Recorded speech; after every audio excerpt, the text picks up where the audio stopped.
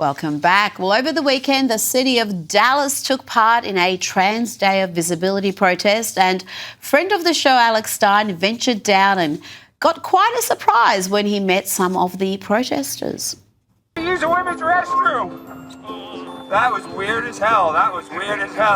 I just got sexually assaulted by a transgender.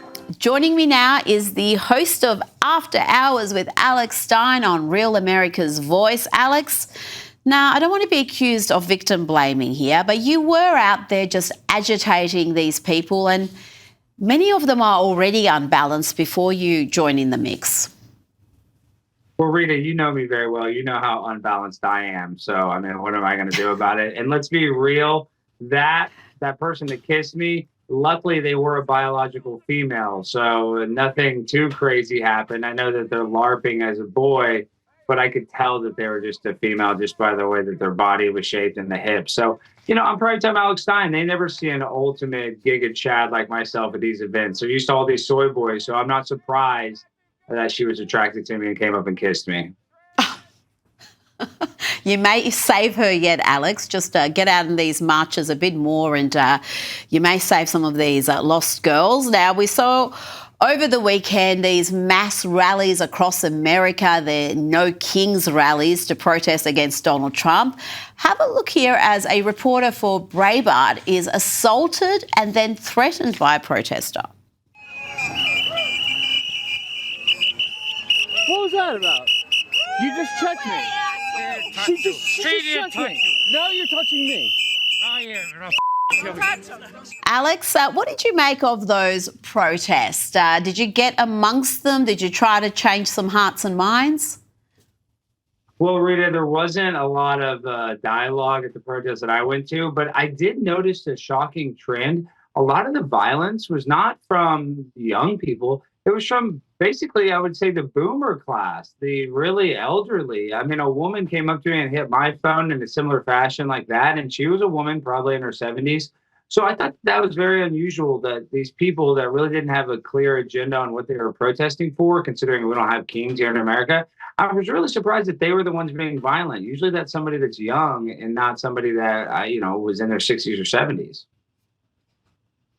Now, former reality star turned LA mayor candidate Spencer Pratt has released a campaign video that has got people talking. Let's have a look at a bit of it. Took a trip way off the map while the hills caught fire. She was posting from abroad, Palisades though out the Dana, smoke in the sky. We were coughing in the kitchen, she was saying bye-bye. Spencer, saca la basura. Look what she left on our block. LA looking like a closet where the junk can talk. Spencer, saca la basura. Latinos for Pratt, I've got to say, it's got a bit of a vibe to it.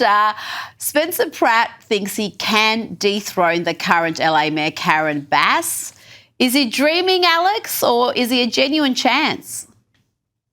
Well, they've given Spencer a lot of problems. I believe in the latest debate, they didn't let him, have a chance to actually debate anybody. But let me tell you something. I am the biggest The Hills and Laguna Beach fan. I'm a huge reality TV, aficionado. And Spencer Pratt is fearless. He's bold. And you have a state like California and a city like LA that has been mismanaged so poorly that honestly, a reality TV show star couldn't do any worse than his predecessors. I mean, and at this point, LA is a town about glitz and glamour. Why not put a guy like Spencer Pratt in charge who at least is going to put water in the fire hydrants because he, had his house burned down. So that's the best way you learn from something is when something bad happens to you. And I think he paid the price. So I think that he would be a great mayor. And if I could vote for him, I would. But I am going to get a bunch of illegals to vote for him. So hopefully that is what it takes to put him over the top. Are there any sane people left in California, though, or LA? Because the exodus has been quite enormous in recent years. The sane people have been moving to states like Texas, where you are, Tennessee, Florida. They've been getting away from the crime and those exorbitant taxes. When only the crazies are left, you're probably going to get another term for Karen Bass, aren't you?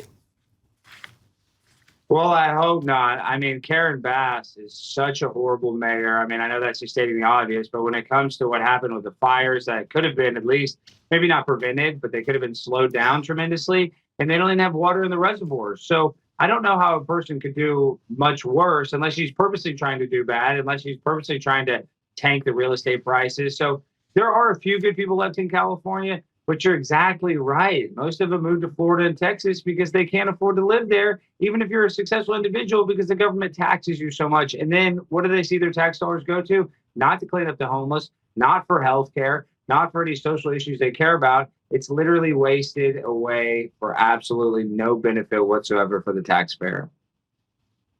Now, before you go, sticking with California, the current governor there, Gavin Newsom, is considered a front-runner to be the Democrats' presidential candidate next time around. Can you see that happening? He's got a lot going for him. He's good-looking. He's got a little bit of charm and charisma. You can't manufacture that. And he's going to get a golden run from the media, Alex. That's going to be helpful. No, you're exactly right. But if you just look at Gavin Newsom's resume, when he was mayor, he slept with his chief of staff's wife. I mean, the guy's a total creep and pervert. But it's the fact that he's been able to continually win in California just shows that he could definitely win all the other liberal states. So I'm very worried, and I do think that he is going to be somebody that definitely gives the next conservative candidate a big push. I mean, it's going to be a tough battle, whether it's J.D. Vance or Marco Rubio. So we shouldn't underestimate the power of Gavin Newsom. Like you said, he's got the look and he's got the talking down. I mean, he has all the attributes that you need to win an election. So I don't think he'll win, but he's going to put up a fight.